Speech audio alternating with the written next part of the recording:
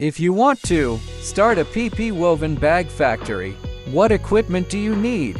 Actually, there are two different production models. The first option is to produce and sell woven fabric rolls only.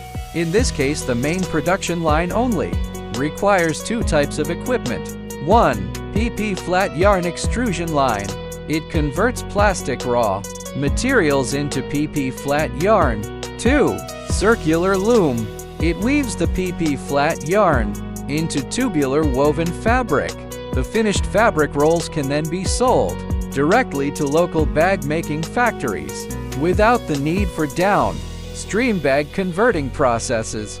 In this model, the profit main lie comes from selling woven fabric rolls. The second option is to produce and sell finished bags directly based on the PP flat yarn extrusion line and circular loom.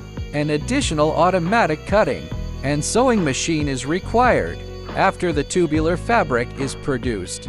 The cutting and sewing machine automatically cuts the fabric, folds and sews the bottom to complete the bag production process. This way, the complete PP woven bag is produced directly